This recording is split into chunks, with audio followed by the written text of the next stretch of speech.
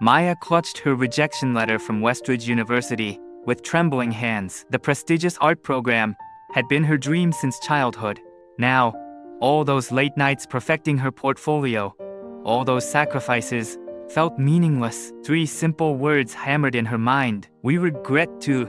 Rain pattered against her apartment window as she crumpled the letter. Her phone buzzed with a text from her best friend. "News?" Maya couldn't bring herself to respond. Outside, thunder rumbled, a fitting soundtrack to her shattered dreams.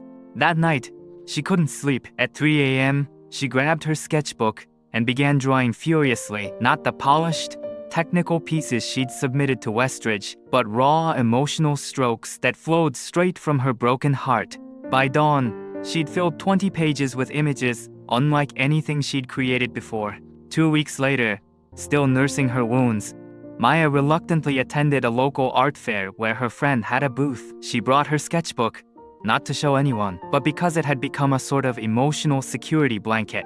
While waiting for her friend during a break, Maya sat on a bench, absent-mindedly flipping through her rejection night sketches. A woman with silver-streaked hair stopped abruptly.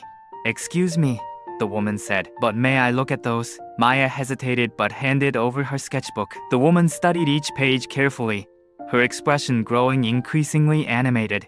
"I'm Elena Vasquez," she finally said, extending her hand. "I run a small gallery downtown. These pieces have something special, a vulnerability I rarely see. Would you consider displaying them in my upcoming exhibition on emerging artists?" Maya almost laughed. "These aren't finished works. They're just emotional scribbles from a bad night." Elena smiled knowingly. "Art that comes from that raw place often speaks the loudest. Here's my card. Think about it." Skeptical but with nothing to lose, Maya agreed. She spent the next month transforming her emotional sketches into a cohesive collection. The exhibition opened on what would have been her first day at Westridge. To Maya's astonishment, her corner of the gallery drew the largest crowd. A local arts reporter captured a photo of her standing beside her centerpiece, a powerful image of hands releasing paper cranes into a storm. The caption read, "Maya Chen's beautiful rejection series steals the show." The article went viral in the arts community. Over the following weeks, Maya received inquiries from collectors, invitations to other exhibitions, and an offer to teach a workshop on emotional expression through art. 3 months later, Maya received another letter, this one from the prestigious Hartwick Institute of Arts, offering her a scholarship and mentorship with their faculty. The program director mentioned seeing her work at Elena's gallery and wrote, "Your ability to transform personal disappointment into universal truth shows a maturity rarely seen in artists twice your age." On her first day at Hartwick, Maya met her roommate Zoe, a brilliant sculptor whose work complemented her own. They quickly became inseparable, collaborating on projects that neither could have created alone. In her second semester, they launched a community arts program for teenagers struggling with anxiety and depression. 1 year to the day after receiving her rejection letter, Maya stood in a much larger gallery, surrounded by her new collection.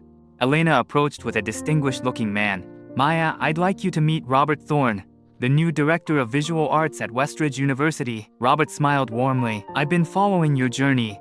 You've developed a voice and vision that frankly wasn't evident in your original portfolio. Sometimes the universe has better plans than we do." Maya smiled, thinking of the crumpled rejection letter she'd framed above her desk. "Everything happens for a reason," she said.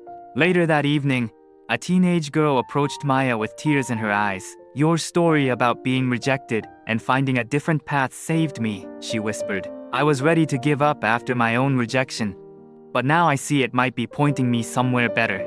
As Maya embraced the girl, she realized the truth. Her rejection hadn't been a door closing, but the universe redirecting her to where she needed to be. Her art now reached people in ways it never would have at Westridge. Her teaching touched lives she wouldn't have encountered, and the painful night that had birthed her new artistic voice had given her the authenticity that defined her work. The rejection that once devastated her had become the cornerstone of her success. Everything, even the painful moments, had happened for a reason, and that reason was better than anything she could have planned for herself. If you were moved by Maya's journey, don't forget to like, subscribe, and share, because you never know who needs to hear that rejection might just be redirection.